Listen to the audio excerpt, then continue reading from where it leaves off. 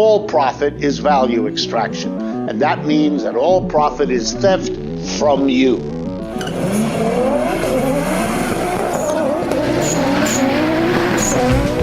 Corporate America is on welfare, and we've got to get them off welfare.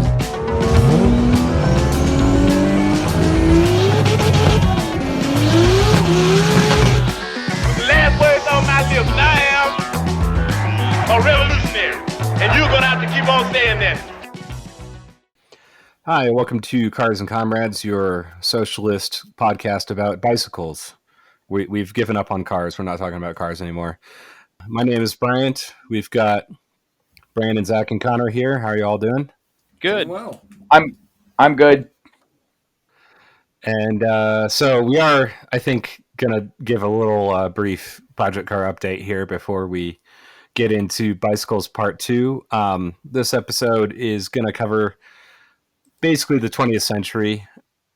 We've got a couple things from the 1890s that I missed on the last go-round, and a good bit about how bicycles have been used in warfare, and then also just like some of the more subcultures around bicycles, like how bicycles have been used for things other than transportation. So we got mountain bikes, we've got recumbent bicycles, racing bicycles, all kinds of different stuff. I'm probably not going to talk about the Tour de France because I think it's dumb and I hate it. But, maybe that'll be in part 3 if we get someone on to talk about it. It's a long bike race, right? Cool. I think we've covered it. Yeah. do you hate it because it's French? Because that's a valid reason. That's a valid reason to hate it. Yeah, no, I think, I don't know. I never really got into road bikes and racing and stuff like that. My dad was way into it, or probably still is to some degree, but it's not really my thing. Yeah, it's I'm more into the weird shit. A long bike race in France. There you go. Tour de France explained. We just did it. Moving on. All right. So I forget where we were last time, what order we did Project Car updates. So I think we've been doing reverse alphabetical, so let's do alphabetical, I think. Okay, so I think that means Brandon's turn first. Okay. Well, I realized today that things are probably a little fucky because our recordings with Turn Leftists are probably like going to make the order of things seem weird. Yeah. That said, it is. Sorry. Sorry, listeners. You're hearing like our shit completely out of order. Just like get the general idea of what's going on with our shit show cars. Time isn't real. Time is an illusion. Just embrace it. Don't worry about it. Pretty much. Okay. That said, if since that episode is probably not going to be out before this episode, I bought a new van. Woo! And it's a Ford, which is a kind of a no-no for me, but it's my favorite model of van. And it has lived up to the acronym where I have to fix or repair it daily. Oh, no. After our last recording, go and lay it in the dark, and very cold weather, and finish repairing my exhaust. All right. But I got it done that night. Good. And then I busted a valve stem on the tire. It's all been completely not Ford-related problems. Just the sort of shit that is buggy when you buy a new to you very old vehicle. Yeah. Goodyear tried to scam me yesterday when I just went for a very simple, it was the closest place. I would normally never go there, but I simply needed a new valve stem and the tire remounted on the rim. And they were like, oh, well, we took a look at it and it turns out that your tire is trash and we want to sell you a new one, but also we don't even have any tires that fit on a fucking rim this old. So you just have to leave. So I just put the spare on because they literally took the tire off the rim and then were like, oh, sorry, can't fix it. Which, as an aside, I was able to look at the tire and say, no, you're wrong. This tire is fine, and go to my regular place. But the reality of what happened there was that they probably pull people in for a $16 repair. pull the tire off the rim, and then walk back out to the fucking lobby and say, "Oh, we looked at your tire. It's bad. And now we have to sell you this other tire that's, $150, $200. Yeah, and you aren't leaving without it. Like at that point, like you either have a spare. If you don't have a spare, it's buy a tire or get a tow out of the fucking Goodyear. Yeah, it's literally extortion. Oh yeah. Bro, Harbor Freight needs to start selling tire mounting machines. Like, I want to give Harbor Freight $200. Do they really? I think there might be one. Buy one. Okay, look, I've looked around. Like, there are some semi-affordable tire machines that you can get. Sometimes you can find them on Facebook Marketplace and stuff. If I had the room, I would probably have one myself because, I change a lot of tires. So, it is a worthwhile investment. You gotta do it pretty often. Yeah, I think to balance your tires, though, that requires a pretty expensive machine. You don't need to do that, though. I mean, trust me, you do. After what I experienced this week. But, okay. We'll get to that. Well, the long and the short of it was, I did have a spare with me, so that was good enough to get me to my normal tire place, who confirmed my suspicion that my tire was fucking perfectly fine. Like, they were like, yes, there is a little bit of damage because I drove it about 40 feet out of my parking space and to the next parking space. Like, got it on the road, realized it was flat and pulled off the road. And so, 30 to 40 feet of driving on a flat tire. Goodyear says it's fucked. My regular tire shop's like, no, we can see that, like, yes, it was driven on a flat. It's fine. Like, you're not going to blow up your tire. Just don't do it again. Yeah. And they had me in and out in 10 minutes for $20. It was a dude that I know working there, so I just like sat down and bullshitted with him. So Goodyear fucked me over and robbed me of 2 hours of my day, and then my nice local place hooked it up. So my Ford is back on the road. Probably shouldn't have been because it's like snowing and shit today, and I was fully like sliding around on the road, but it was good. It was fun. Sweet. It made me remember how awesome a manual can be because my regular brakes just locked up all my wheels, but engine braking is a thing. Yeah. Much better. Yeah. And that's me. I have not had enough free time to do anything other than the basic necessities. So cool. Yep. Let's see. After we were recording last week, I went down and put the new shifter cables on my car, on my MR2, and I'm pretty sure I put them in backwards. I thought that there was only one way to put them in on the engine side, and I guess they are interchangeable on that side, but they're different lengths, so they don't match up to the shifter on the interior. So I gotta redo that. I bought a new bushing for the shifter, and I saw a couple different options for sale online, and one of them was like a 3D printed thing for like $14 on Etsy. And I'm like, well, okay, that would probably work, but I want to get the quality one that's like probably made out of Delrin or like machined or whatever. And so I bought one that was like $35 or $40, and it arrived and it was 3D printed. So, I knew that's where this was going. Yeah, shit. I got swindled.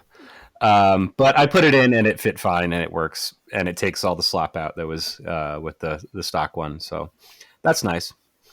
And then I had my own adventure with tires. I got a leak on my regular all season tires, and so I swapped them out for my snow tires, which I should have done, before it snowed, but whatever. And then I was driving to work that Monday, and I'm like, oh, these snow tires are not balanced properly. It was shaking like nuts.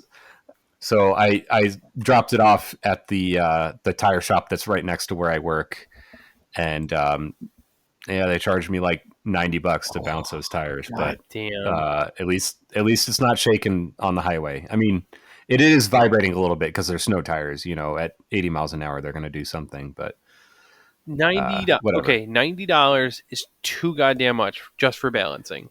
Too goddamn. I agree. Way too much money. Especially considering that I just found a manual portable wheel balancer from Harbor Freight for $84.99. Damn. Oh, Jesus Christ. I don't know if I trust it, but like for that price, I can afford to not trust it. I'm really considering buying. There's a manual tire changer on here for $49.99 as well. I literally spent $120 and do all my own tires. I'm gonna stop you right now. I'm gonna stop you real quick though. On a manual tire changer, I'm not looking at the same picture as you, but I'm really skeptical because the minute you get into any kind of performance tire with a sidewall that is less than 45 or a profile that is like any less than 45%, it gets real hard. It's so much more difficult. Like Listen, I have used a car. I've used a car driving over the sidewall of another car's tire to break the bead before. This is a step up. This is a huge step up for me in terms of like legitimacy of my work. So, this is hard not to do right now. I'm putting it in the cart. It might happen. I'm like 50. At that point, yeah. Do it. Let me know how it works. I might do the same. I'll let you know how it goes. One of my friends has a tire machine that's like pneumatic. Like you just hook it up to a regular air compressor. Oh, that's nifty. And it seems to work pretty well. Oh, yeah. I don't know where he got it from. Yeah. Yeah, I want it. I feel like it's weird that I guess there's a reason they balance tires, but like I have driven, out of town on unbalanced tires because for a while I was just like, fuck it, these are drift tires. I don't want to pay for extra balancing. If it was like, they'd be like, oh, it's $10 a tire or $20 for us to mount and balance. And I was like, what is it just to mount? And they're like $10. And I'm like, yeah, let's do that. And I've driven to events on those and I have not had a problem, but I think maybe I just got lucky. I don't know. Yeah. I mean, these are on steel wheels also. That might have something to do with it. Yeah, that could. I like my tires like I like my mental health, unbalanced. But when I was, switching the tires over, it's like, Jesus, steel wheels are so fucking heavy. Like, I don't know. Like, you definitely notice it when you're driving too. Like, I don't know. It's got those big sidewalls on the snow tires, and it drives kind of like a Buick right now. But sounds awesome. I mean, the Buicks that I've experienced have all been from the 90s. Ooh, no, sounds awful. All right, but yeah, that's all I've got. So, Connor, I think you're up. Sweet. All right, well then I don't have a whole lot going on, and I feel like it's always kind of the same story with me. Car's not running right. Camaro is still obviously blown up, so that's just not even an issue at this point. I'm like, yep, I just pretend it doesn't exist. It's parked somewhere else, and I don't have to worry about it. The Z finally went back to the shop for more troubleshooting. I can't remember if I already mentioned that we knew that the mass airflow sensor was giving off shitty temperature data, so I did end up changing that, which did not solve the problem, naturally. So I can't remember if I mentioned that before or not, but yeah, changed it, didn't do it. So it went back to the shop Thursday evening, and I'm going to pick it up after work on Monday because I'm working from home. So I was like, yeah, you got some time to work on it. But, so my guy was troubleshooting it. And it seems like he may have found some of it, like maybe not all of the issues, but some of them. So it's like, fuck it, I'll take it. But it's like he did do like a compression test, which he got, obviously it was good. Leak down test was also good. All the cylinders are fucking, equal. And it did hold, I think he said it was 185 PSI, which is good. Obviously it's freshly rebuilt, so we would want it to be pretty, be very high, but 185 seems like really good. So I was happy to hear that. Leak down test was good. I think, what did he say? It was only 3% leak down, so it leaks out very, very, very slowly. So also good news. So internally, motor's super fucking healthy, which is very good, especially after it's been running shitty all this time. Now, it's still not perfect. He says it rev hangs a little bit, but he did find a wonky little trick that may have fixed most of the issues. So, obviously, the thing was riddled with all kinds of issues, but this one's a little goofy. So, he found on the website for the company that makes the cams I have, which I'm actually going to look up real quick because I want to read what the thing he found was, because it's kind of like, it makes me a little upset. We've been troubleshooting all this time, couldn't figure out what was going on, and he finally says, oh yeah, I found this on their website and I tried this trick and it works. So basically there's a hose that goes from the intake to, and it's some kind of one of the emissions things. So like the EGR or something, there's a hose running off the intake right by the throttle. Just a little hose runs there, and I guess what he did was he split that hose, spliced in a T, ran another hose to the crankcase breather. And for some reason, I don't know why, but that seems to have fixed the misfire and the, revving up randomly and the just overall shitty running in the bad idle. So, yeah, that's interesting. Yeah, I mean, look, it's fine that like there's some little thing. Oh, hey, you got to add a hose here, whatever. Except that the cams didn't say that anywhere. Which, again, it'd be kind of like, hey, if you know that this is an issue, like these are the cams I got are like, they're not like, oh, this is like my first camshaft. Like these are like this is the step below your shit is going to be a drag car that like you're fucking getting crazy with, which you shouldn't do on these engines because it's just not made for that. Turbo is the way to go if you want to do that. But anyway, so like I got pretty aggressive cams. So it's like, if you knew that this could be an issue, like there should be a note in there like, hey, add a T in a hose that goes to the crankcase breather. Like I figure it's one of those things that's like, it wouldn't hurt even if it wasn't an issue, but it clearly was an issue here. So anyway, my guy was looking on their website, and so he's like, oh yeah, this is how I found it. I'm going to read what the title is, because you'll just be like, that's ridiculous. So it's entitled, I'm going to zoom in, 350Z G35 D-cell stability fix. Do you know what that means? I sure don't. What is D-cell stability?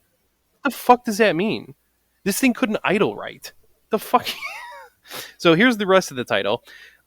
Which it's like, this is like the title, and then here's the description.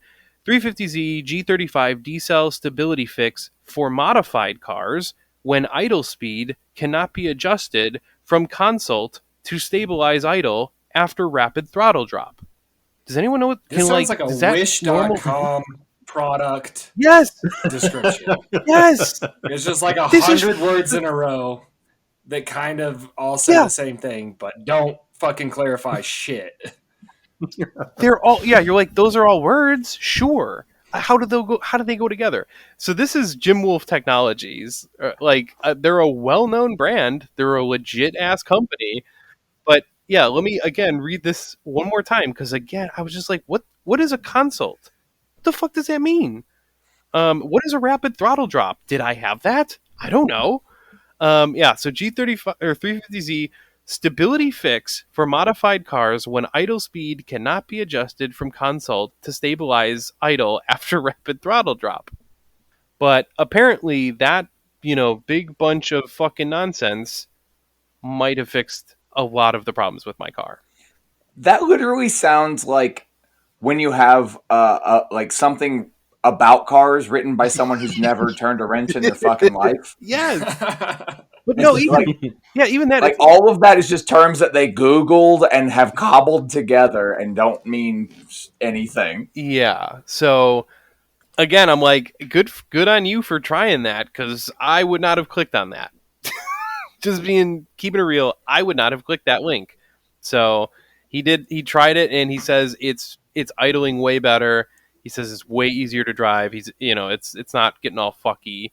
He says the fuel trims are holding solid right now, and they're not doing any long-term fuel trim correction, which is good because when I was looking at the fuel trims, it was like adding 10% more fuel, like consistently, and I was like, that's not right. That is incorrect. That's a problem. So yeah, he says it still rev hangs a little bit, so it's not like perfect, although that may just be the new normal. I don't know, but he did this fix, and it seems like it made a difference in theory. But it's also not the first time I've thought it was fixed. So, gonna hold my breath here a little bit, but I'm very excited if it does work. Fingers crossed. So yeah, that's where I'm at with the car. And then also worth noting, I got a puppy this weekend, so that's super cool, I think. Yeah, definitely. Yeah. Hey, so never gonna have camshaft problems with a dog. That's so fucking true. It is. I think I should start pouring money into the dog instead of the cars, because the cars are a very bad use of my money. The reason I'm going to discourage that is every time somebody has to put a lot of money into their animal, it's because of like a catastrophic health problem. So yeah, okay. Let's hope for better health for the dog.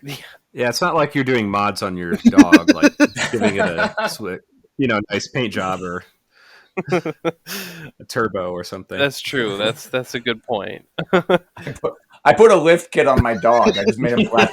Okay, this dog could use a little lift kit. Like, all right, so we got her from the shelter. She's a mutt of mutts.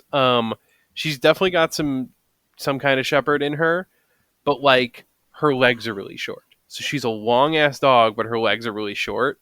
So she's kind of like a German Shepherd Dachshund, or what are they called? Dachshund? What's that one dog? The hot dog, the wiener dogs. Dachshund. Dachshunds. Yeah. It's not Dotson. It's close, but not quite Dotson. Yeah, that's why I was like, wait, no, that's Nissan. What am I thinking of? So imagine one of those. 240Z dog? That's sick. If I go lift kit, lower that dog. I mean, yeah. So she's already weirdly low, very long, pretty low, and it's goofy looking, but she's cute. So that's fun. Yeah, that rules, man. Dachshunds are the lowrider of dogs.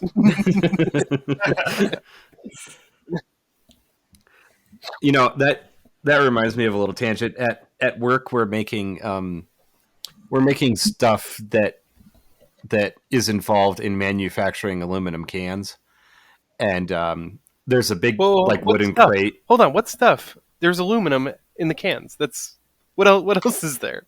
Well, you got to have like all the stamping dies. Okay. To make that. As I understand it, stamping aluminum cans is an infinitely more complicated process than you realize. Yeah, there's like a couple of YouTube videos that explain the whole process. It's more complicated than you think. Yeah, I mean, any of those like 39. Aren't there like 39 different steps between like a blank sheet and then like a finished can or something like that? Something like that. A tool and die guy once told me, and I don't know how to confirm this, that cans, when they go from a flat sheet to the cylinder, that it's stamped with so much force that for a brief moment the aluminum is liquefied. I could see that. I don't know. I could believe that. Yeah. I don't know if it's true, but if you know anything about tool and die work, it's at least believable. Well, so if you think about it, if you are moving, you have a solid structure of atoms. If you move them fast enough to like they're fucking shifting around, that's pretty much what a liquid is just like, hey, the atoms can move around. That's what you're doing. So yeah, if you're quick. Yeah. Well, I know it's a specific alloy of aluminum, like the top and the bottom of a can are different alloys. And I imagine that they used one for the bottom that's a little bit more plastic and able to flow more, but I have no idea. But anyways, we have this big like wooden crate of equipment on in the shop somewhere, and it says I thought it has some stuff stenciled on it, and one of them is I thought it said 240Z. I'm like, is there a Datsun in that crate? Like, no, it's 24 ounces. Oh, it's for making 24-ounce cans. Oh, that's disappointing. Yeah. Or maybe, yeah. See, the other thing is like, is it 240s worth of size? 240s. No, I mean they do make all kinds of different sizes of cans. Like they have those like those ones that are shaped like a bottle now with the little screw cap. Oh, like, yep. I don't know. Like I think a lot of them are just kind of dumb and not necessary, but that's capitalism for you. Like, yeah, why do we need something other than just a regular 12-ounce can? Well, because you gotta find creative ways to make it look like a 14-ounce bottle, but it's actually 11.5. Yeah. I say we bring back pull tab cans from the 70s. Yeah, those are pretty cool. So that when you go to the beach, you're gonna step on it and break your foot open. I like to live life on the edge. Like the Ford Edge. Remember that thing? Never mind. Nobody remembers that, apparently. Sorry, where were we before I derailed the... you were talking about your dog? Yep, I'm done with my stuff, and yeah, I got a dog. So not car related at all, but I wanted to say it. Have you picked out a name yet? We think we're gonna name her Edith. Okay. We kind of like the I don't know how to describe it. The old timey names for dogs. Yeah. Like, you know what I'm saying? Like, yeah. Sounds like old people names. Edith. So if you are a listener and your name is Edith, sorry, don't take it personally. What if we have a listener named Edith, but they're like 80 years old, so that tracks with what you just said? Oh, again, no offense intended. No, I hope we have 80-year-old listeners. That seems really rad. That'd be cool. Like, I don't know, be a guest on the show. You probably have some stories. Oh, hell yeah. Hell yeah. That'd be awesome. But anyway, yeah, that's all I got. Cool. I think that's me then. Yep. Since our release order is going to be weird, I'll just go over again that I just put a bunch of, well, not a bunch, but a few mods on my 2011 WRX, and I just finished getting my eTune completed for those. So I got a cold air intake, nice high flow catted downpipe, electronic boost control solenoid, and then I just put a new turbo heat shield on it yesterday. But I know we were talking before, and I was guessing maybe 18, possibly 18.5 PSI of boost after the tune was all said and done. And I did not get 18.5 PSI at the end there. I ended up getting 21 pounds of boost. Yes, I knew it was going to be higher. I was hoping. I was like, oh, please tell me it's higher. Yes. Hell yeah.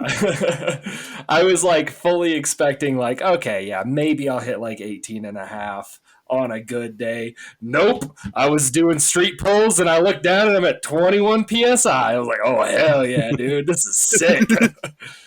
Fuck yeah. Oh, man. Yeah, now I immediately need to like just go through and make sure everything is like super solid on that motor. I think I have a very small valve cover gasket leak that really needs to be addressed now. I'm like halfway to an oil change in terms of miles, but I'm just going to change the oil now, put new spark plugs in it. I'm like, I am not blowing this fucking motor up right after all this work. Yep. But, oh, hell yeah. That sounds like, I bet that thing will fucking move. Oh, it's super it's fun. probably fine. Just put 85 octane in it.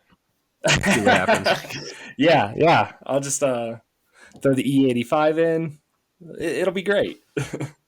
No, 85 octane regular gas. Oh, 85 octane. Yeah, no, that's Yeah. It's got more energy per gallon, so it's better. You know what? I think that tracks. Definitely. I also have no idea what engine knock is. No, that like bad reasoning, but you lower octane fuels are more explosive. I mean, they are. Yeah, just disconnect your knock sensors. Yeah, it was okay. So go ahead. I got to be the stupid guy for a minute. How does that work? Like, how when you're making that much boost, do you not need to run like race gas? Like, how does that not make your compression in the motor like like some 18-to-1 sort of compression ratio. Because the compression ratio is very low on factory turbocharged motors. Like, I think stock an EJ25 is 8 point something to 1 compression ratio, or maybe low nines. So you can add it'll be 20 PSI. I bet it'll be 8. Yeah. Well, that tells me I've got to redo some math, because I was talking to a buddy about putting a turbocharger on my Ford inline 6 300. And the basic math we did said that I could do about 5 to 6 PSI before I start having to run race gas. Well, I mean, it also depends on how strong the pistons and the bottom end and everything is. You don't want to snap a rod or crack a piston or whatever. No, but at a certain point, you run an extremely high risk of detonation. Right. So it doesn't matter, even if the bottom end was strong enough to handle endless amounts of detonation, it's still not running well. So what you would do, it's hard. With carbureted stuff, it gets a little. I don't fully understand it, but you would pull timing basically. Mm-hmm. So you would just have that. You would just reduce that timing such that you aren't getting it where it's going to detonate before the piston's all the way to the top. You're almost going to wait. Instead of advancing your timing, you're just going to let it compress all the way and then start the flame front. So by the time it happens, it can't do any damage. So, but the consequence is with a carbureted car, all you can do, I think, is turn that distributor, which means you would have reduced timing before boost kicks in too, which is going to basically make it drive like shit until you're in boost, and then all of a sudden it's going to be a kick in the teeth, which could be cool, but I don't fully, I don't know with kind of old stuff like that, but that's how I would imagine you would do it, is you would just reduce the timing. Doing a little bit of research, I found that this 300 stock is between 8 and 8.5 to 1 compression. 20 pounds of boost. Yeah, buddy. You're good to go. Yeah, and so a guy at my work actually kind of sort of talked me into putting a turbo on it, because we all read this article where I forget what, it wasn't Hot Rod, it was one of the other fucking online car magazine things, but they built a Ford 300 that was making over 600 pound-feet of torque and over 500 horsepower, but they were doing 15 or 16 pounds of boost to the thing, and it would not run on pump gas. Yeah, I think I might have seen that same one, and I don't know, was it fuel injected? It wasn't just a carburetor, was it? I think it was carbureted.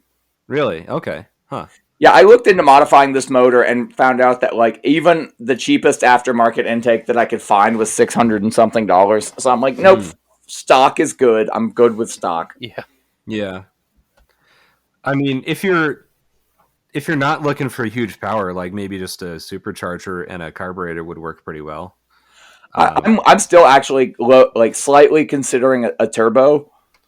You could do E85 instead of race gas. I mean, that's not super accessible around here. I would just be running incredibly low boost, because stock it's 150 horsepower. So with very slight amounts of boost, I could at least get into the 200 range and increase drivability. Yeah. Yeah. I'm not looking for a race motor. I'm just looking for something with a little bit more punch. Yeah. I don't know. I've got a Mega Squirt ECU I'll sell you. Ooh. But I think that would work with a straight 6. You'd have to get, I don't know, maybe there's a later fuel injected version of that that engine that you could get the intake and everything from. Yeah, there is. I don't know much about it. This is not something I've put a lot of time and thought into. But definitely forced induction. I say go with it. Oh yeah. We'll figure it out. Is this should we move on to our subject for the day? What was that, Zach? I was just gonna say, plus you get cool turbo noises, which I think is worth it, regardless of Power Edition. Yeah. Okay, that's a pitfall for me, because right now my van sounds weirdly like an old tractor trailer. Because because it's a straight 6, and it's I have side pipes, which is basically just a horizontal version of a tractor trailer's exhaust system. Yeah. And it really does sound like a small diesel motor until you get past like 3,000 RPMs. Well, now it could sound like can sound like a small turbo diesel. Exactly what I was going to say. Yep. I mean, you could put twin turbos with twin side pipes on it. Or a twin scroll. Yeah.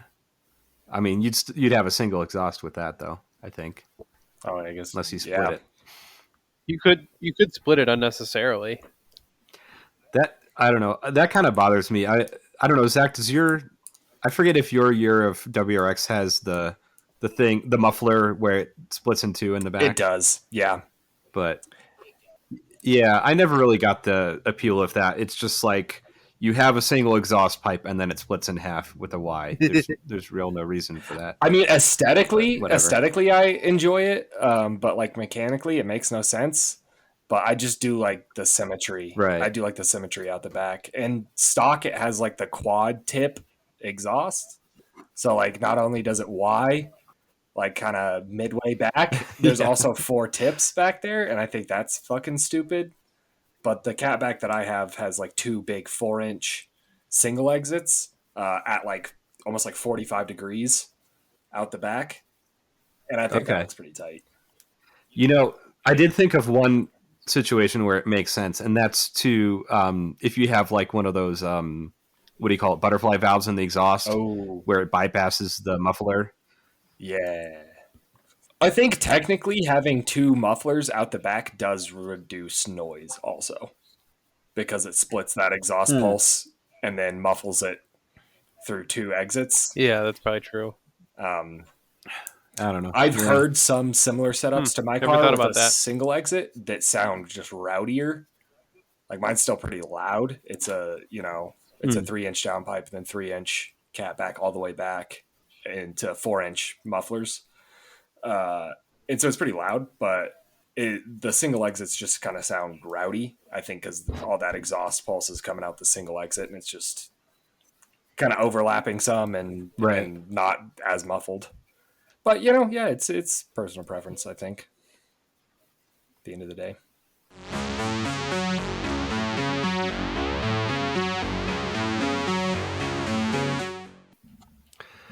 All right, so we're back, and we're talking about bicycles here. So a couple things that I missed last time around that I in my research was in 1895, the first electric bicycle was patented by a guy named Ogden Bolton Jr.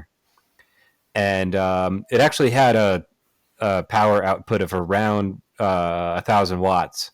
So like it had decent power. That's about like what your typical e-bike will have today, but it was, lead acid batteries and DC motor.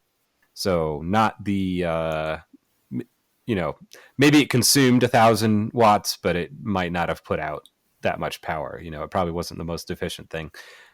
I mean, e-bikes today are really only possible because you have lithium batteries and AC motors with modern controllers. So like electric bikes kind of sucked up until like, I don't know, 10, 20 years ago or something. And that's why they didn't really come up, because, no one really messed around with them too much. But I don't know. That's one of my projects that I want to, once I'm done with my MR2 and, fixing my Subaru, I kind of want to build an electric bike. And it's pretty easy now. Like they make kits for it, and you can get, a couple horsepower, a few thousand watts out for not too much money, but I don't know. That's another podcast. But also in 1895, Theodore Roosevelt, then president of the Board of New York City Police Commissioners, created what became known as the Scorcher Squad, a unit of 29 police bicyclists who pursued runaway horses and nabbed reckless carriage drivers. Cops have been fucking with street racers since day one, man. Like, let me whip my carriage around with the boys. Why you gotta hassle me? Have you guys ever seen a video of like Amish kids racing their buggies? It's pretty fun. Oh, that shit looks terrifying. Is it just like innate in our nature that if it has wheels, we're gonna race it? Like, yeah. I mean, I'll get to that. Like, there's a bunch of people just racing dumb shit in this episode. So, fun story I have about police bikes that will take just a second. Yeah. Back at a house that I used to live in a different city, one day a friend of our, like it was 5-6 people that lived in the house, and one of our friends shows up on a police bicycle, and we're like, "What the fuck did you do?" And he's like, "I don't know. I just saw it sitting outside of a restaurant, so I rode away on it." Oh, that's great. Oh man. Yeah. That's praxis right there. How much fucking trouble does the cop get into for having someone steal his bicycle? Oh my god, hold on. So he's got his boss who's going to come in and be like, "Oh, did you lock up your bicycle? Well, that's why it got stolen." Oh man, he's going to be treated like a child. Oh, love it. There's no way that didn't happen. Oh, that's great.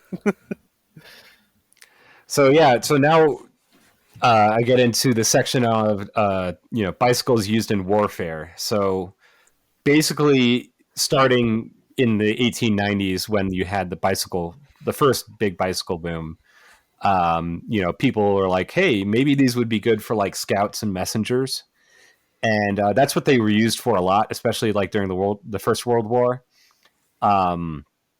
Just going, back between the front lines and headquarters with messages and packages and stuff. And then during World War II, the German and Japanese armies both used bicycles a lot for troop transports. Basically, rather than marching for miles and miles, they would get bicycles and go a lot quicker and be a lot less tired at the end. And most of these were stolen from civilians. So the Germans, when they went in through Belgium and the Netherlands, took a shit ton of bicycles from those countries because, those countries both had a lot of bicycles and they're like, mine now. And then the Japanese took a bunch of British colonial bicycles from Malaysia and Singapore when they invaded. And, that aided sort of their quick and stealthy invasion of those British colonies. Huh. And the Nazis also invaded the Soviet Union on bicycles to some degree. But when the combined Italian and German invasion of Ukraine went in on bicycles, they got bogged down in the mud and got stuck and abandoned them. So that didn't work out so good. Weird. I guess I just did not realize that there was bikes being used in wars at all. So. Yeah. I mean, it's kind of interesting because, like, I don't know, in World War II, there was, like, even horses being used, like cavalry. So, like, it was one of those weird moments in history where you had a lot of, like, old technology and then a lot of, like, new technology. You had, like, horses and jet airplanes and, bicycles and, I don't know. I have so many questions about the concept of trying to go into Russia on bicycle. Like, who the fuck looks at Siberia and says, "Yeah, I'll ride a bicycle across that"?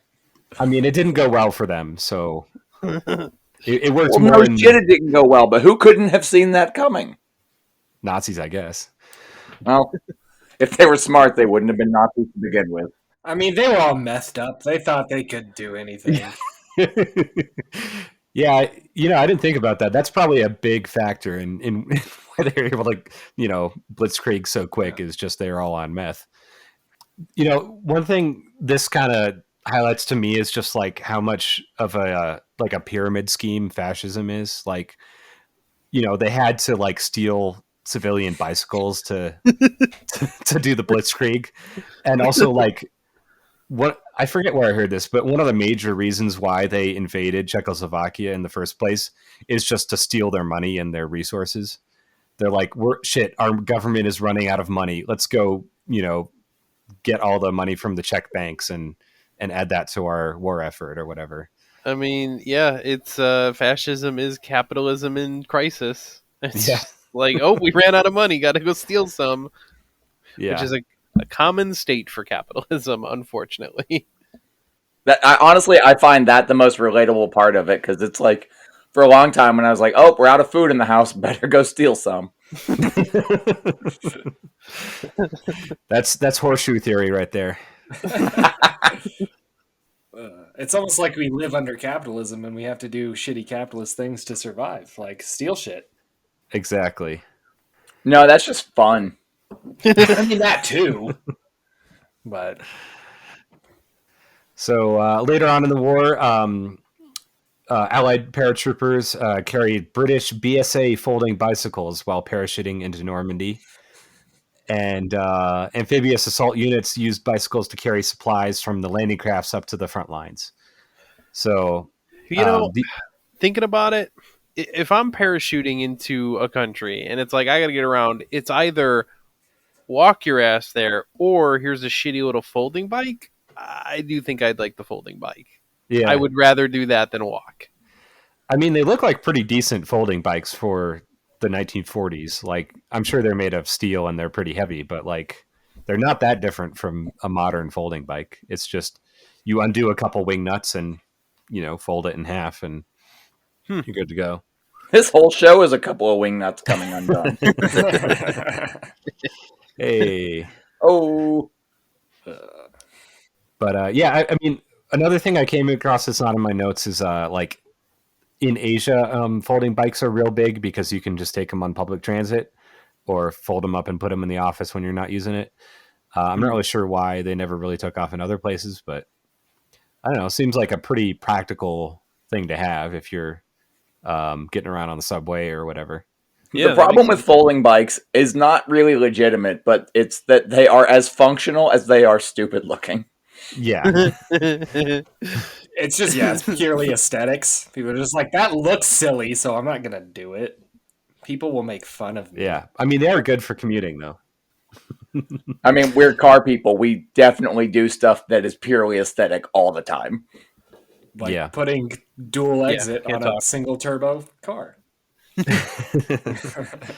I'm running side pipes. So also during World War II, the partisans, the resistance, used bicycles a lot as for messengers to avoid radio messages getting intercepted or whatever. And there's a famous Italian bicycle racer named Gino Bartali. He was 7-time king of the mountains in the Giro d'Italia, it's basically the Italian equivalent of the Tour de France. So Gino, in his racing kit, aided the Italian resistance by delivering messages under the pretense that he was on training rides. Dope. So he would dope. He'd put on his jersey and go run messages for the resistance. And they're, when he gets stopped by the fascists, he's like, no, I'm just working out here, Nice. Yeah. See, we need clever shit like that when the inevitable happens here. Oh, yeah. That's dark. He was truly a member of the Sorletariat. Yes. And I saw a picture of his one of his racing bikes, I think from the 50s, and it looked pretty similar to like a modern road bike. Like, I don't know, I think we talked last time about how bicycle technology hasn't really changed that much as far as like just the geometry and the frame and everything. Yeah. I mean, the one thing that was different on his was the derailleur. It was pretty primitive looking, the shifter mechanism and all that. But yeah, it's a basic steel frame road bike. I mean, once they figured out triangles, they pretty much had it down. It just took them an uncomfortable amount of time to do, I might add. Yeah, humanity has made a lot of progress in the last 100 or 200 years, but it's because you're like, yeah, you got all the easy shit. Duh. Yeah. I don't know. Some of the progress, I was just like, I can't believe it took us this long, to be honest. So yeah. It's like, look at this genius inventor who is now a titan of industry because he solved the problem of triangles. Wow, we're proud of you, buddy. You fucking got it.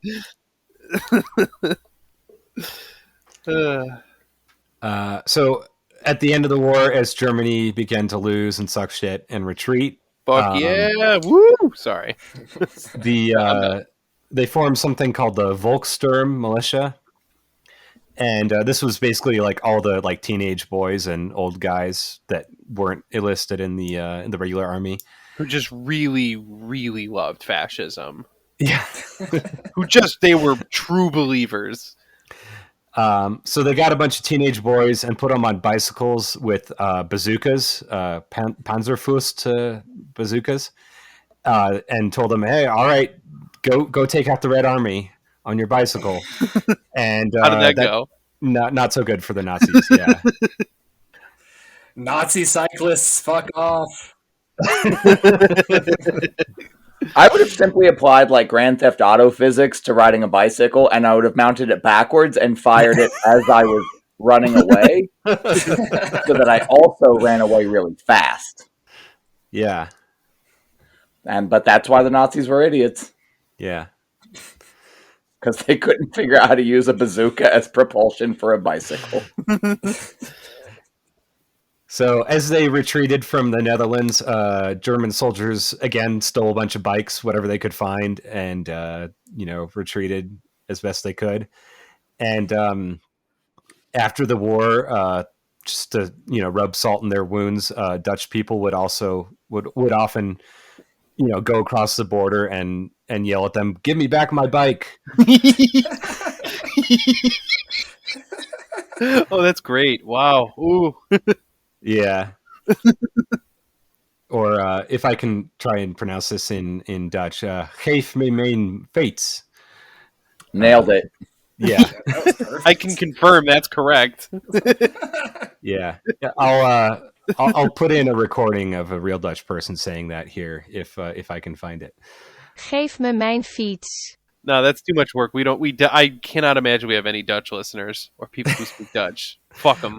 Well, my dad knows some Dutch like exchange students from back in the day, and he told me that they were doing this shit like well into the 70s. They would drive across the border, like go into whatever village was nearest on the German side, drive around the roundabout in the middle of town and yell, "Give me back my bike!" So it's a proud tradition over there. Nice. I like the just childish nature of the taunting. Just really love it. So Switzerland has Swiss Army bicycles since 1905. They had bicycle infantry. Is everything they do in Switzerland just like something army something? Like Swiss Army bicycle, Swiss Army knife, Swiss Army can opener. I don't know. Dresser. Yeah. It can just do other useless things too. Yeah, I don't know. Poorly. I don't know a whole lot about Switzerland except that they had they used to be like the bicycle infantry used to be almost like special forces. Like it was a prestigious unit to get into, like it was hard to get into the bicycle corps or whatever they call it. Yeah, sure. Like it's a bicycle, but it's got a bottle opener on it too. They use the same basic design of bicycle from 1905 up until like the 1980s, I think. And then they had a version in the 90s, and then they had the current version they're using was designed in 2012. But I don't know. That's a pretty good record using like the same design for like 80 years. Yeah, I think it's called cheap. That could be part of it too. Yeah. They took the Toyota philosophy of design, and they're just like, we'll just never change it. We're just going to engineer it really well once. I mean, they weren't that good. They were single speed steel frame bikes with spoon brakes, just a little piece of metal that rubs on the front tire as the brake. We're gonna engineer it okay once.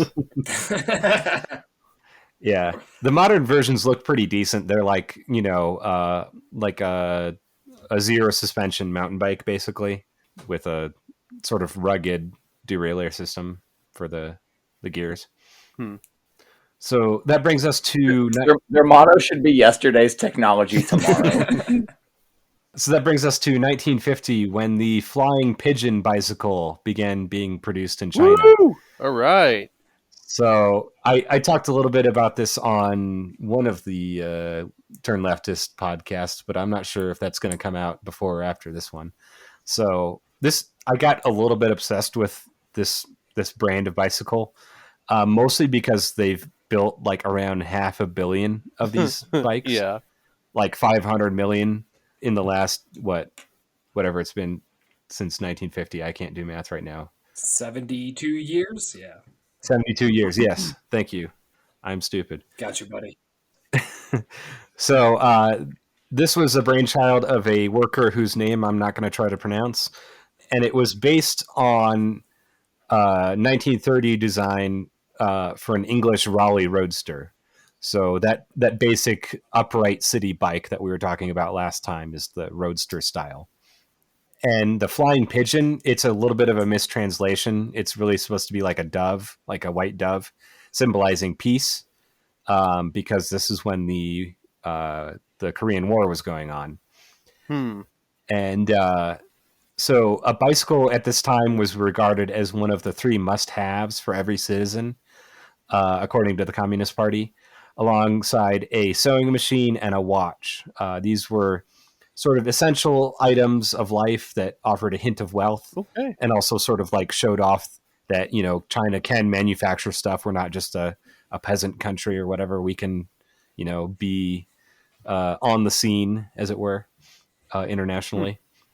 Sort of a symbol of the egalitarian social system that they were trying to build. So, you know, the revolution, or when the the Chinese Communist Party took over the year before, 1949. So, you know, this was sort of their part of their big propaganda thing. Yeah. So Deng Xiaoping defined prosperity as a flying pigeon in every household. So kind of like a chicken in every pot, but with a bicycle. It could a flying pigeon in every pot. It could cost up to 4 months' wages for a typical worker, with a waiting list of several years. But still, you know, people were all about these bikes. Like, you know, you'll still see them all over the place in China. They're pretty basic steel frame bicycle with single speed, 28-inch wheels. They've got, you know, fenders, fully covered chain, a nice leather saddle, rear rack, and then they've got an interesting design, which I guess is a little bit old school. Instead of cable brakes, they've got like steel rods and pivots. Yeah.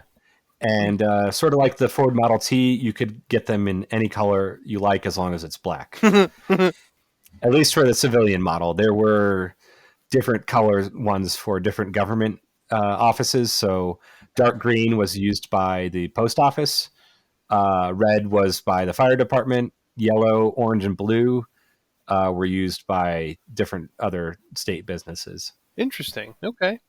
And similar sort of knockoff versions were made in India under the name Atlas, and Pakistan by Shorab in 1952. So, you know, researching this, I said I got a little bit obsessed with these, and turns out you can buy them on Alibaba for about $40 each if you buy 150 of them at a time. And I kind of want to do this and, you know, have a side hustle selling bicycles out of my garage or something. This is probably a terrible idea, but I kind of want to do it anyways. I was talking with my friend about this, and he dug up some article from like 10 years ago where someone, I forget if it was in California or New York, was basically doing the same thing. And they were selling them for like $600 each retail, which that's a hell of a markup. Like, I don't know. That's crazy. If you did that, I don't know. If you did that kind of markup, I think we'd have to let you off this podcast. Unacceptable. Yeah. So like, I don't know like what the import duties and the taxes and the shipping costs are, but I can't imagine it's that much. Like, I don't know. I guess you've got overhead for, you know, having a business and whatnot, but still, like, that's probably a pretty healthy profit margin there. Yeah. But I don't know. Maybe we can, if we ever do a Patreon, we can do that as one of the prizes. Is you get a bicycle. Yeah, that'd be sweet. If you donate $600 a month, we'll give you a bicycle. Yeah, but yeah, if anyone wants to invest in my bicycle importing business, hit us up. We'll figure it out. But when I was looking into importing those Flying Pigeon bicycles, I was talking to my friend about it, and he's like, "Yeah, I'm not sure like how much you could sell one of these for and still like make money, because like people can just go to Walmart and buy a bike for like $100, and yeah, it'll be shitty, but people probably don't want to buy a Chinese built bicycle for $600 or whatever, which is true, and that's a problem. So, Connor, you had something that you wanted to talk about with regards to that. Yes, I actually had an article that I found. Okay, so in reference to this idea of like paying kind of a lot of money for essentially a bike, right? I'll admit I don't want to pay several $100s for a bike when I could go to any old store and just buy a cheapo bike, right? I don't need it for much. Or at least that's what I thought before I did read this article, which is it's a Vice article, and I'm sure we'll be able to link it in the show notes. But it's called "Mechanics Ask Walmart and Major Bike Manufacturers to Stop Making and Selling Built-to-Fail Bikes." So this is kind of talking about exactly the kind of bikes that my dumbass would buy. The person they were talking to is Mike Lyman, I think is how you say it. Has been a bike mechanic for 18 years, and she's seen her fair share of crappy bikes. As the program director for Bikes Together in Denver, a nonprofit that provides bicycles, repairs, and education courses to members of the community, Lyman isn't adopting the snooty tone of high-end bicycle shop sneering at your 14-speed Trek with mechanical brakes. She's talking about the kind of bikes hastily wrenched together out of flat-packed boxes by people with minimal training that mechanics have long called bike-shaped objects. Bikes with misaligned wheels, forks on backwards, and faulty handlebars. Bikes that basically break after just a few dozen hours of use and cannot be repaired. By her estimation, the crappy bike problem has gotten increasingly worse over the last 10 years. Because of capitalism, obviously. But it was the bike boom accompanying the pandemic and the ensuing wave of people with broken bikes that spurred Lyman to finally do something about it. So she started a petition basically asking manufacturers and big bike retailers like Walmart and such to stop producing and selling bikes that fall apart after a few months of use. We are tired of telling distraught customers and riders that their bikes are made too poorly to fix, and we are tired of seeing these bikes filling up our waste streams. Frankly, you should be ashamed of selling bikes that last some 90 riding hours. Now, to that, I would say for the manufacturers, it's brilliant. They make a bunch of money, they spend very little making them, and then you buy another fucking cheapo bike. Because I think this kind of does go back to like what we were talking about, which I can't remember. Were we recording when we were talking about those books with the boots and stuff? Oh, the Discworld books? No, I don't think we were recording. Sorry, I was eating something. Oh, okay. But basically, from that series, there's this thing that does go around, which is like how poverty charges interest, right? Like if you have these cheap boots, they'll wear out, and you'll have to keep buying, pairs and pairs of boots, spending more money than if you could just afford a nice pair of boots. It's kind of the same idea here with these bikes. Like if you could legit afford a good, decent bike, like, the Flying Pigeons that were made in China, which last, people are still riding them around, 70 years later or whatever. That's a good fucking bike. And like, this is kind of the same thing you hear about, like, especially boomers and shit, like complain, oh, they don't make things like they used to. And it's like, yeah, that's because of capitalism, you fucking assholes. Like, thanks. We could have enjoyed that too, but of course, you always have to expand your market. You always have to sell more, which means make shittier products. And that's a big problem with these bikes. So yeah, if you're thinking, if you need a bike, and you need something that has to be cheap, we've all been there. If that's what you got to do, that's what you got to do. But it is probably better to read the reviews, because apparently these bikes that come from Walmart, a good percentage of them just get totally fucked. And I didn't know that. I thought I was like, oh, they're bikes, right? What's wrong with them? But apparently they're pretty shitty sometimes. Yeah. And it's been like that for a while. Like I remember when I was in high school, a friend of a friend bought one of these Walmart bikes and it broke immediately after like the first time he rode it.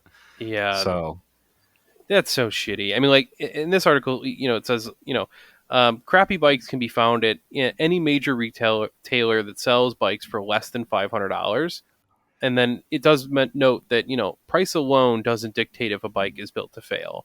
A decent repairable bike can be had for less than that. At Walmart, we're committed to providing... Oh, this is from Walmart, I think.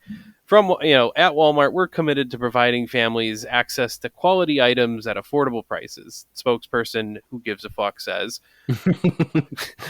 We're always listening when it comes to ways we can better serve our customers and are looking into the concerns raised by this petition.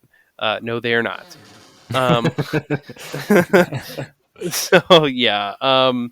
But, basically, she goes on to, like, point out, I don't want to just, like, sit here and verbatim read the article, but, like, she points out that, like, she sees this shit come into the shop all the time, and, she's like, oh, especially now that people are buying more of them because of the pandemic, people are just looking for a cheap alternative to, like, oh, okay, I can get a bike. And so they get this cheapo one, and she's noticing, literally bent or damaged frames, which I'm like, Jesus, how does that even happen? Snapped crank arms, broken forks, busted welds, which I'm like, yeah, some of them welds are shitty. So she sees all this kind of stuff happen. When it comes in, it can't really be repaired. So that's kind of the, like, if you're buying a bike, really be careful. Because, like, I genuinely myself did not know that, like, there were issues with these cheap bikes. I was like, oh, it's a bike. We've been making them for 200 years or whatever, or 100 years. Like, I'm sure they're fine. Like, they've got to be good at making them by now. But capitalism's a bitch. So, yeah. Some of these can be more expensive than they're actually fucking worth. Yeah. Yeah. So anyway, but you get like the Flying Pigeon from like China, and that's actually a good quality bike. It might cost more to get imported to the United States and everything, but who knows? We may need old communist stuff to bail us out of this shitty stuff we have here. I used to be a really avid cyclist, and I'm not gonna like back the Flying Pigeon that hard. Yeah, I was gonna say I don't know how good they are. Like, I mean, I think they're just pretty basic, simple machines that it's hard for them to break. So a lot can go wrong, I think that's probably pretty accurate. and they weigh like 50 pounds, so like, yeah, they're pretty rugged. I did like the quote from someone named Bisker in this article who says, if you have like a good quality bicycle that can be adjusted, overhauled, and have, parts replaced, it's basically immortal.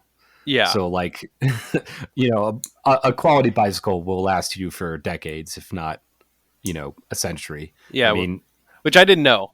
I was like, oh, you don't need a bike every few years? Interesting. Yeah.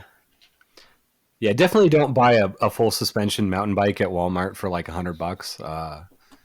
That's, I literally would have done that. Like, the only reason I haven't done that yet is because I live in an apartment and like we don't have room for bikes.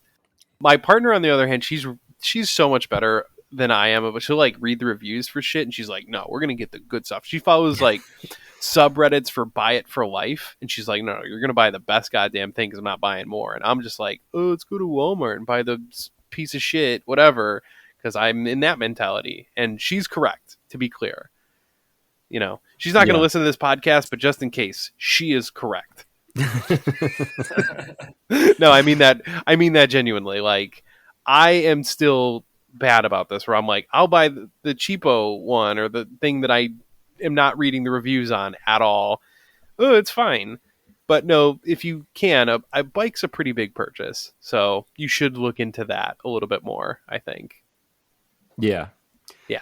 Yeah, and you can buy a used one off Craigslist that's, decent for $100 or $200, and it'll last you for a good few years. Hopefully, unless you're buying a used Walmart bike, and then all bets are off. You can still do some research on what you're buying off of Craigslist. Yeah, that's true. I'm so lazy. I'm the worst. I should start doing the way I research car parts, but for other things. You definitely should. it's a really good habit. Yeah. I'm going to be honest. I'm so fortunate to be with my partner who she will just do that. And she does it for both of us. So that's great. I'm very fortunate for that. Well, and if you can't fit a regular bicycle in your apartment, maybe you get a folding bike. That's true. That's not a bad idea. That's not a bad idea at all. I'm going to look into this. Folding bicycles. Anyway, sorry, continuing. No, it's all good. So in 1954, Viet Minh forces began a siege of the French colonial fortress at Dien Bien Phu. This was a major decisive battle and marked the beginning of the end for the French occupation of Indochina. And it was made possible by a months-long supply caravan of modified bicycles, which could carry up to 600 pounds on rough roads and trails. That's pretty good. Yeah, so they took off the seat and then they built a cargo rack out of metal, wood, or bamboo, kind of lashed in place. And then you had a long bamboo pole off to the side connected to the handlebars, so you could kind of walk it along next to it. They favored French-made Peugeot bicycles with Czech-built Favorit as their next bike of choice. And some bikes were supplied by China at the time, so it didn't say, but I assume some of them were the Flying Pigeon bikes. They're even used to carry pieces of artillery into the hills around Dien Bien Phu, and anti-aircraft guns. So they break them apart, put them on these bicycles, and then reassemble them in the hills around the city. Yeah, and then also during the Vietnam War with America, they were used to carry supplies on the Ho Chi Minh trails. So there was a Guerrilla History podcast. They had on Luna Oi, the YouTuber from Vietnam, and she was talking about, I think it was her grandfather participated in this supply caravan he took 400 pounds of rice from his village, a few hundred miles away, into Dien Bien Phu. And it's a really interesting podcast. I'd recommend it. I'll put the link in the show notes here, but check it out. It's a really cool story. That is a trip. Meanwhile, in 1950s America, everyone was on those fat, heavy cruiser bicycles, like the ones made by Schwinn. Oh, yep. Whereas in Europe, people were more into light, practical bikes used for everyday transportation, especially when there was fuel rationing. So mopeds also became popular in Europe and Japan. And these were, we did a whole episode about scooters and mopeds. You can go back to that. But in the early days, these were just motors that would bolt onto an existing bicycle frame. And both Ducati and Honda got their start doing this. And then they went on to make, purpose-built small motorcycles. The Soviet Union also made these bolt-on motors. It was called the D series. And then they're still making Chinese reproductions of this same Soviet design from the 1950s. You've probably seen them. They're these little two-stroke 50cc engines that, you can buy for $100 and they bolt onto a bicycle frame. I have not seen those. I Really? think you were. I would not have expected any of. I wouldn't expect anyone to have seen these. I see them a lot with, let's say, people who might not have a driver's license. People call them Dewey cycles around here sometimes, or meth bikes. They're pretty cheap and terribly made. They often rattle the motor mounts loose, and stuff like that. But every once in a while, you could get a quality made one, and it'll last you for a while. I guess I never see these around. You guys all seem to know what they are, but I'm like, I don't see these ever. I don't know. I go to the poor part of town and like go to a Walmart parking lot. You might see one around, but or the liquor store maybe. Let me put it this way: I saw a lot of them when I worked at bars, like all the time.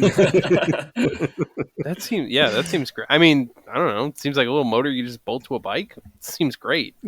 Yeah, I'm all. And they'll go like 30 miles an hour, maybe something like that. That seems. I'm actually really wondering what it says about the part of town that I live in, that I do see those like somewhat frequently. Yeah, maybe I was being a little judgmental there, but I don't know. I mean, it seems like a great transportation solution to me. I mean, they've kind of been modern electric bikes are a better solution, but those are like 4 or 5 times the cost. Yeah. If you just have $100 and you want to put this little shitty 2-stroke motor on your bike, it's a decent way to get around. So maybe our listeners who are not so wealthy can maybe look into that, I guess. I wouldn't recommend. I would do your homework and try to get the good quality one, not the $99 shipped on eBay one, maybe. So let's see. Between 1965 and 1975, there's another big bicycle boom in the U.S. So this started with just simple children's bikes, like single speed kids bikes, for birthdays and Christmas and whatnot. You had like the Schwinn Stingray, that kind of thing. But by 1972, it was the first time since the 1890s that more than half of the bicycles sold in the U.S. were for adults. And this was driven mostly by the availability of affordable 10-speed road bikes.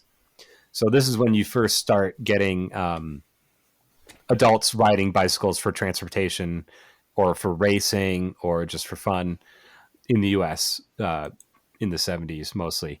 And this is, I talked to my dad last week about this because he was a teenager in the 70s and got a 10-speed and rode it for hundreds of miles at a time.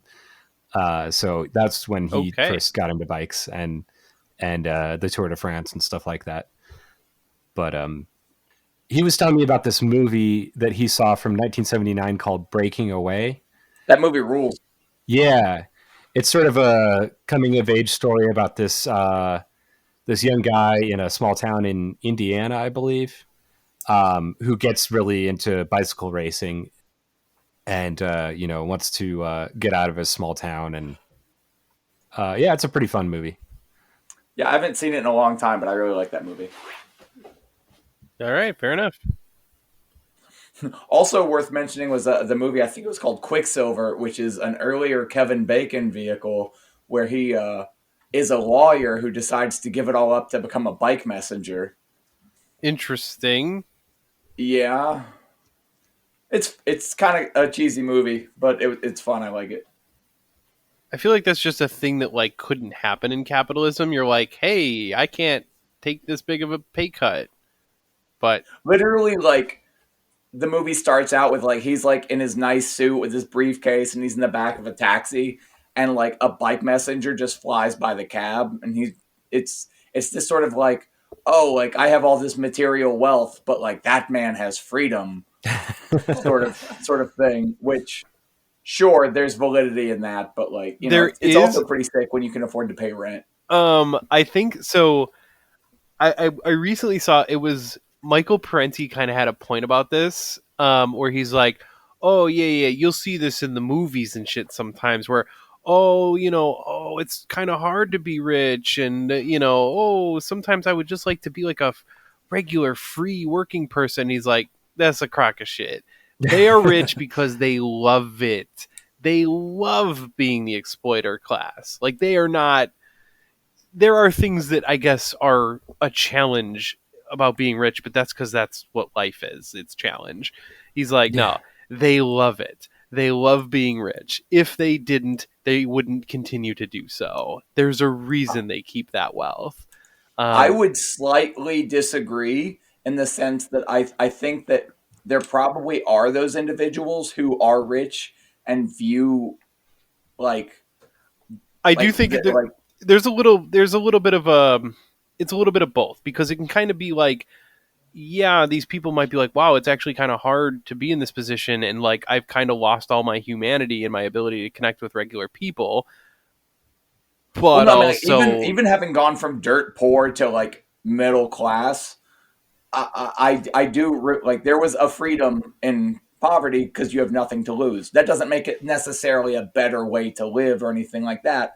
More the point that I was going to make was that if you have like these instances like a film where they romanticize the notion of having less but being more free, it takes a phenomenon that likely exists and normalizes it and does like what you're saying, where it's creating a thing like, well, these people are trapped by their wealth. It's like, no, it's there's probably like 1 out of every like 1,000 or 10,000 like wealthy to do people do have that attitude, and this sort of media tries to like normalize that sort of behavior. And, I think like, actually all of these people are suffering. It's like, no, every now and then there's one like lone guy who like walks away from it all to have something else. But for the most part, they're an exploitative class and they like it that way. Well, and I guess it's just like what I'm saying is like, it's kind of like what you were saying.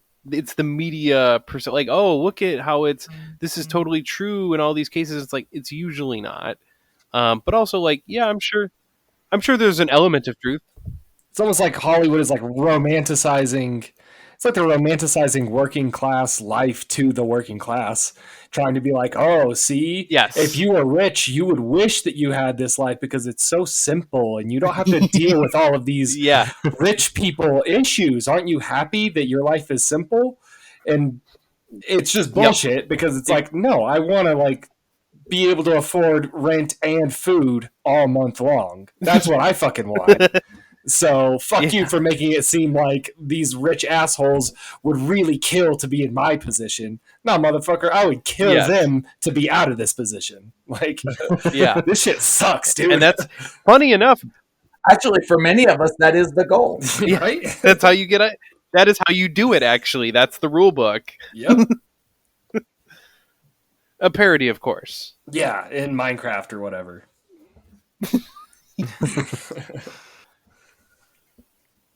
I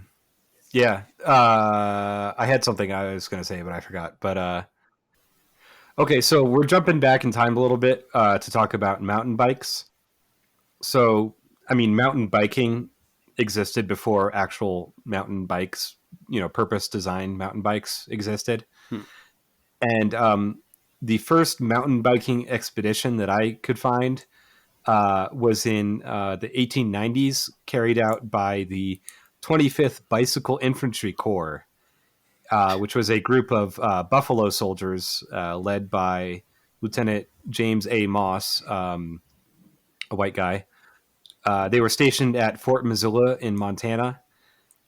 The idea, Moss was like one of these guys that was caught up in the bicycle craze of the 1890s.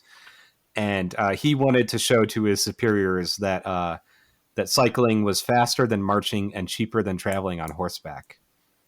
So in early August 1896, Moss and 8 volunteers, along with a surgeon and a reporter, made their first excursion, pedaling north to McDonald Lake in the Mission Mountains, a 4-day, 126-mile round trip.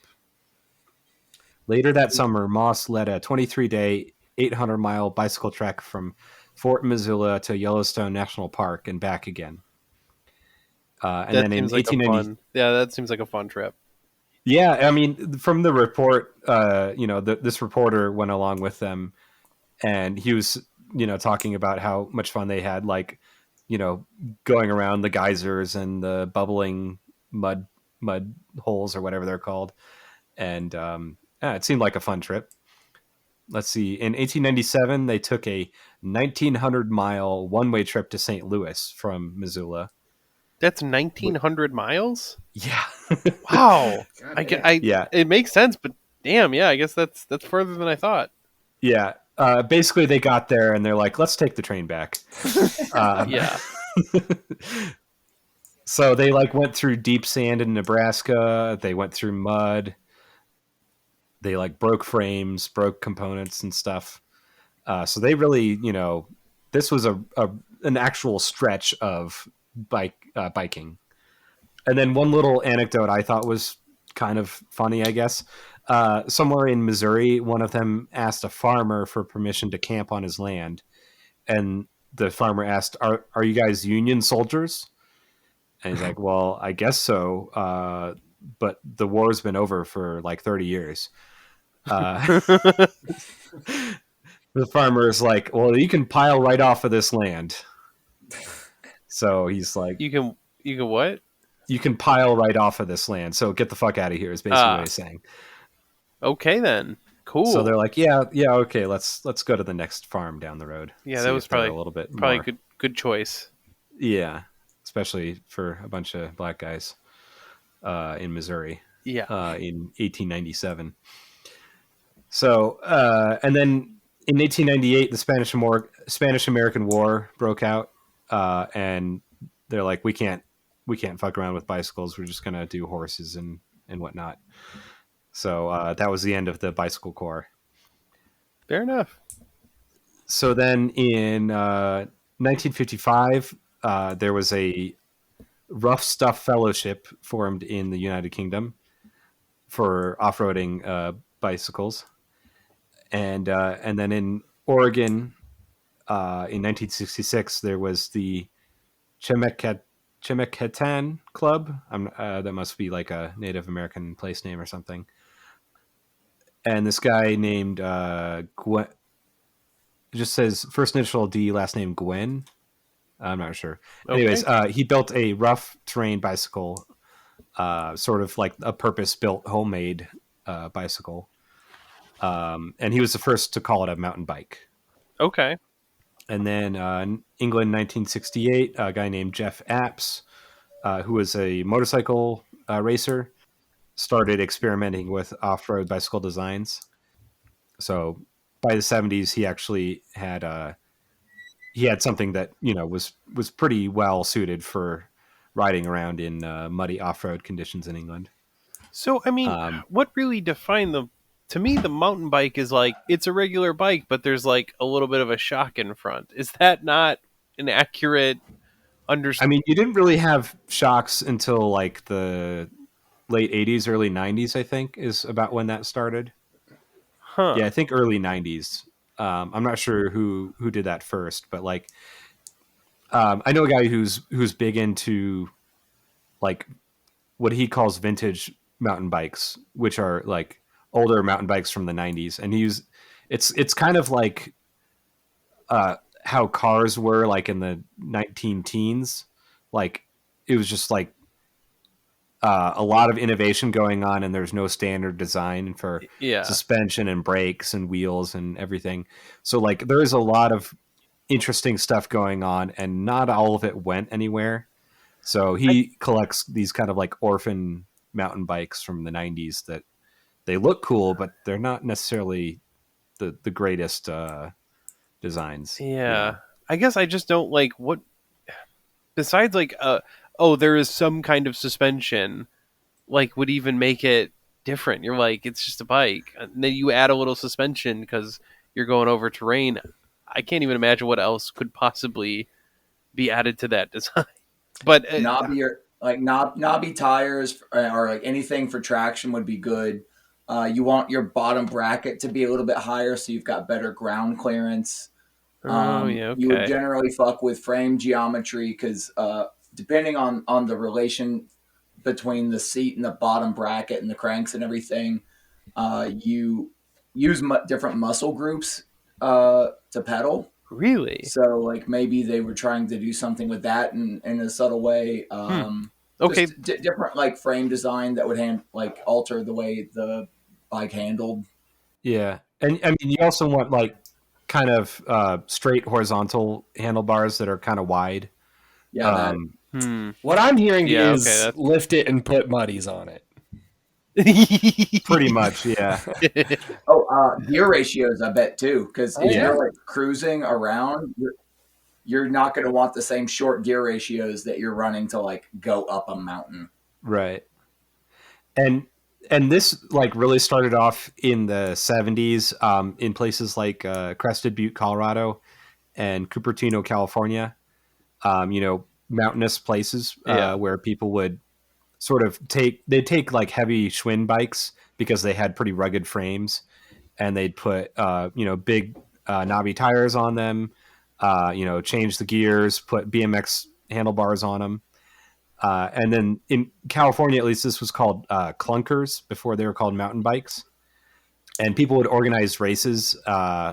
Basically, they would like hike up fire roads in the mountains and then race them downhill. And some of them were steep enough that they had just coaster brakes in the back. And towards the end of the hill, you'd get it so hot that it would evaporate all the grease out of the rear hub. So you'd have to repack the bearings. And so these were called repack races or repack hills. And I'll put it in the show notes. There's a really great local news story about these races from the time period. Like everyone's got, very 70s fashion, very 70s hair, mustaches, that kind of thing. It's pretty amazing. And also like Gary Fisher is in that video. Like you've probably seen his name on the side of a bike. Oh yeah.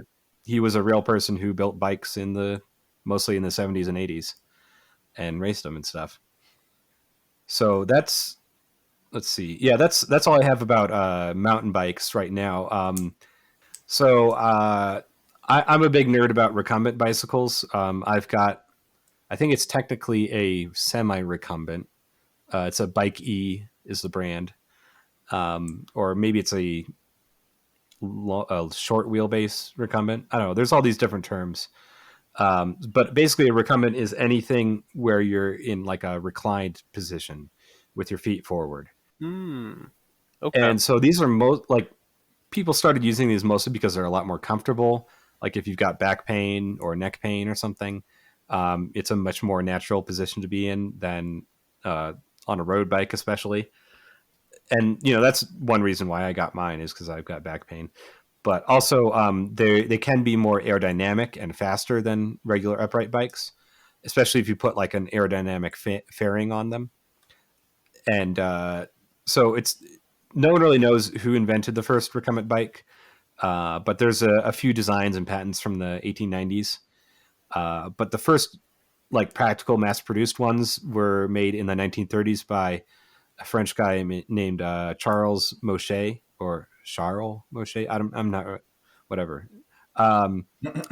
He's also the inventor of the Velo car, also called the Velomobile, which is basically like a tricycle or a quadricycle with like a bodywork around it that's enclosed, so you can ride it around in severe weather. It looks like a little tiny car with bike wheels on it. They're popular in Europe. They never really took off in the US, but I kind of want one. They're kind of cool. But anyways, he also, is like, why don't we do it with just two wheels and see if that works?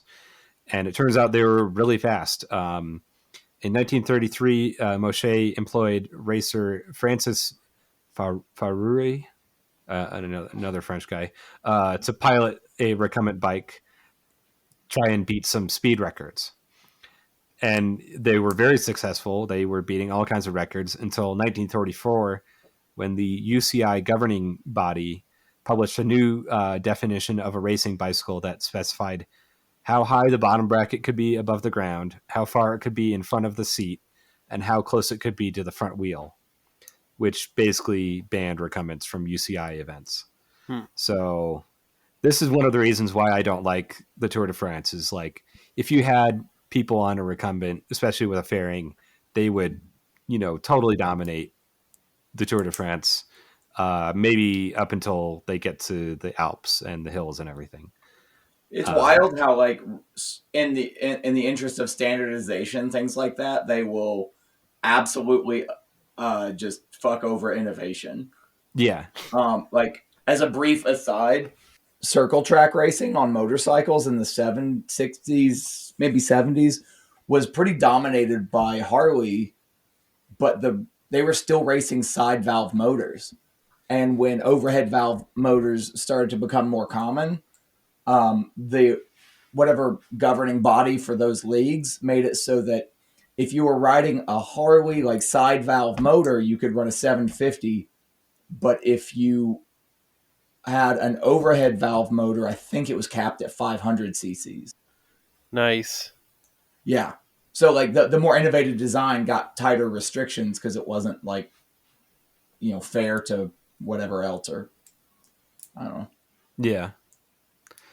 Yeah, capitalism constantly stifles innovation. Like, more, really, not even like just as a fucking joke. Like, it's part of how existing companies that have existing technologies have an interest in protecting their existing technologies from innovation. Like, I would say, I don't know for a fact in this instance. I don't know if it's really a capitalist thing or what. I almost want to say there was some xenophobia because Harley was dominating the race leagues, and all of the overhead valve things that were coming were from abroad, like Triumphs, BSAs, later on Hondas. Well, yeah, but it's still the same. Like, Harley was the large company in this case who wanted to protect their thing, and I'm sure they had an influence in the race series. You know what I mean? Like, oh, hey, these other companies are cheating or whatever, with this new design, there's a reason they got special rules. I would think. It's certainly not above a company to employ xenophobia in order to protect their own profits too. Be like, you don't want those Japanese bikes winning, do you? I mean, that being said, again, the early ones that were competing against Harley aggressively were European. They were British mostly. Hey man, they'll be xenophobic against anybody. Yes, yeah. I mean, I feel like actually hating the British is a pretty valid manifestation. So. I mean, yeah, hating the British is based, but yeah. And in the case of the recumbent bikes, it wasn't. I mean, these are all French people. I'm pretty sure. Like, it was more just like, this is the way we've done it for 30, 40 years. We're not going to change everything for your weird little recumbent bike to dominate this whole racing series. We're not going to start losing just because you are smarter than us. But like, it's pretty cool. Like, his first go round, they were able to go an average speed of 27 miles an hour. And then I think they got up to like 50 with someone going in front of them to make like a draft or whatever. So yeah, I mean, it's pretty cool. Like, they were making like the aerodynamic fairings out of like wood and canvas and shit back in the 30s. I also wanted to mention, like, similar to how they were used in Vietnam, like a bunch of people around the world will use bicycles just to haul cargo around. And when they can't get like an actual manufactured bicycle, people will carve them out of wood. So people in Democratic Republic of Congo do these. They call them chukudus. And it's not really a bicycle. It's more, I guess, a velocipede or a scooter. But it's basically just a big old log with a couple wheels and some handlebars on it that you can carry like 1,000 pounds of cargo on some dirt roads over there. So it's like a pallet jack, but not for pallets. Yeah, pretty much. That's dope. I like that. There's the Igolot tribe in the Philippines. They also make these like wooden scooter things. And I get the impression that this has now become more of like one of those things they do for tourists. It's not really like a practical thing anymore. They're pretty ornate looking. They've got all these like dragons and like animals and shit carved all over them. And then they like race them downhill. It looks pretty cool though. And then speaking of downhill racing, in Medellin, Colombia, there's a sport called gravity racing that's very popular, especially among sort of like the, I guess, what you call the poorer parts of town, especially among like young men, teenage boys. Basically, they take they're usually like BMX style bikes. They strip them down to the basic frame. They'll stretch them out so that, your seating position is more like a MotoGP bike. And then they'll like hang off the back of trucks going uphill and then ride them downhill. And they'll race with like no helmets, no lights at night and go like 80 miles an hour. Oh my God. So a lot of them die. It's very dangerous. And like the authorities in the city are like, please stop this. they're like, here, have a helmet, please don't die. But it's really cool. Like there's like a bunch of videos on YouTube of this. If you want to see teenagers going 80 miles an hour on bicycles, it's pretty fun.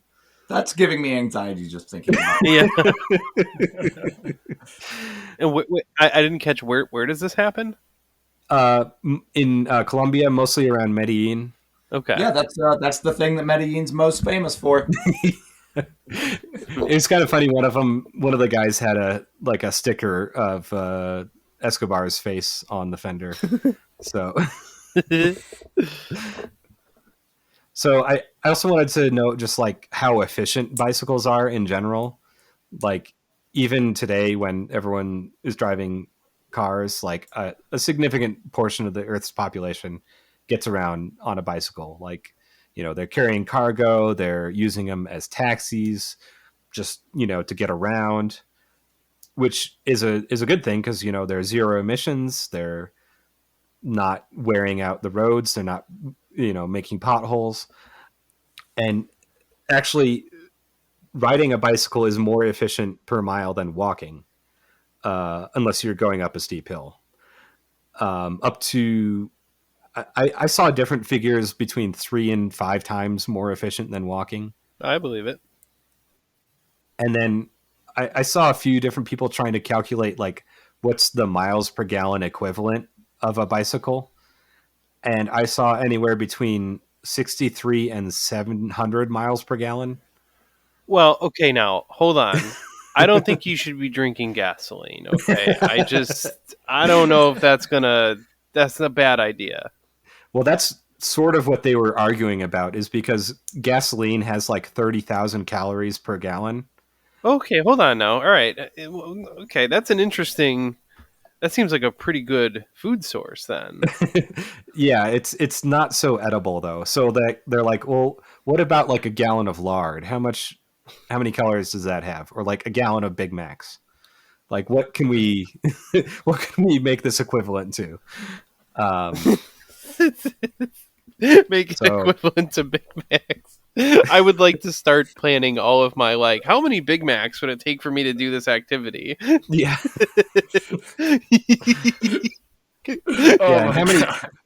How many gallons of Big Macs is that? I can get 30 Big Macs per mile. 30 That's gallons. Pretty bad, actually. 30 gallons of Big Mac per mile. Oh my God. So yeah, I guess the moral of the story is get out there, ride a bike. It's better than a car in a lot of ways, and you'll be free from your bourgeois problems. So that's all I have. Any other thoughts before we close out here, guys? If you can't afford a bicycle, steal one from a cop. Yes. And they've got to have like GPS trackers on them by now or something. Maybe be careful doing that shit. Yeah. But I mean, yeah, be careful in general. Steal it, hide it somewhere discreet for a minute, and if it's still there when you come back a week later, it's yours. Yeah. It's like letting go of something that you love. If your stolen cop bike is still there in a week, it was always yours. I would love my stolen cop bike so much. Yeah, that sounds like a good idea. Also, look, you could also go to the local rich kid high school and, nab yourself a nice new bike. I mean, they don't ride bikes. They drive their I forgot. BMWs. God damn it. See, I forgot. Man, that's just so steal unfortunate. Their car. I mean, if you're steal their car.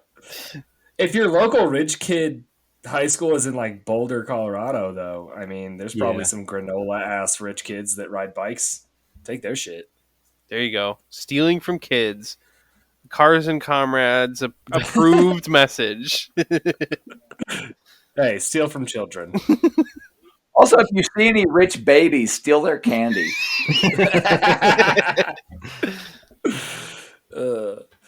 Steal their Big Macs and then liquefy it to fuel your bike riding.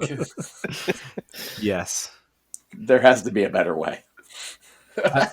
Oh man, how many calories does a gallon of alcohol have? Like, what does a human get on E85? You know, I get pretty fucked up, but I mean, I don't know about you. I mean, if all the ads that I see are accurate, a 12-ounce thing of 6% alcohol is usually around 100 calories. Yeah, not 6%. 6. Or wait, someone do the math on this.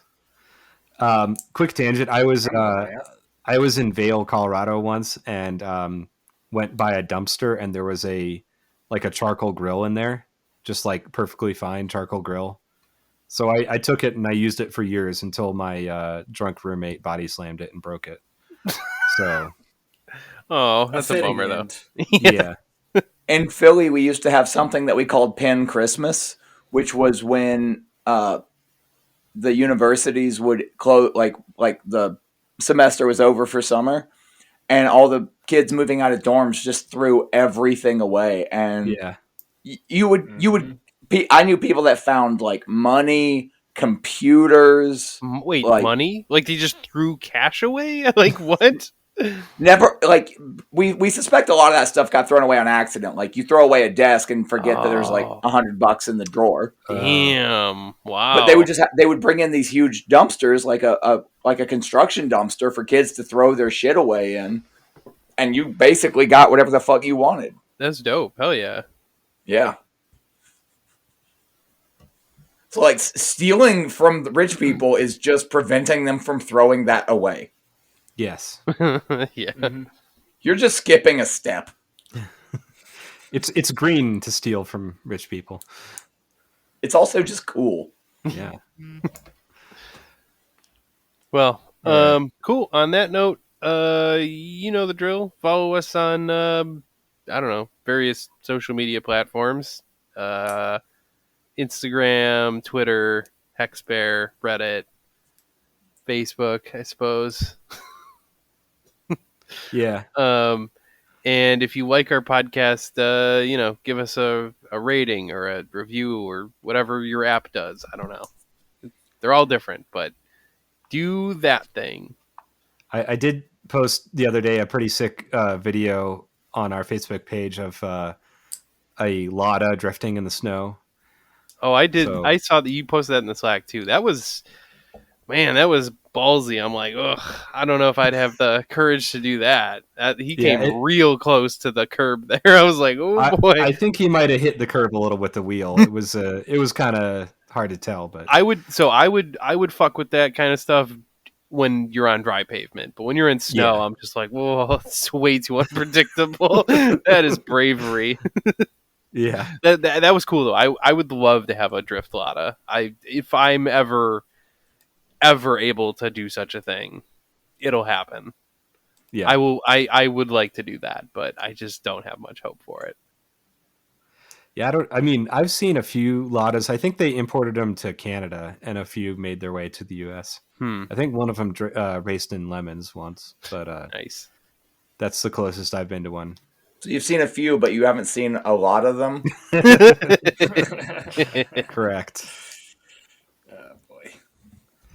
But yeah, maybe we'll have to do a show just all about Ladas in the future. Yeah, because they are pretty interesting. We would be kind of. It would be wrong of us not to. Yeah, we'll show them a whole lot of love. And that's going to be the episode. Just Brandon making Lada puns. I'm here for it. All right. Well, thanks for listening, and hope you learned some about bikes, and maybe want to buy different bikes now because I want a recumbent now. That's the thing I want. They are pretty cool, except like people don't see you. Like they're not as visible because you're not up as high. So, I mean, I'm used to. I'm already used to that. I'm in a very low car. Yeah, and they usually have pretty small wheels, so they're like you can't like hop a curb with them. But so they're not the greatest for like riding around a city. But like if you're on just like a trail away from traffic, they're wonderful. I recommend them highly. So yeah. Anyway, cool. Thanks for listening. Cool. All right. Bye, everybody. Bye. Bye. My calculations are correct. When this baby hits 88 miles per hour, you're gonna see some serious shit.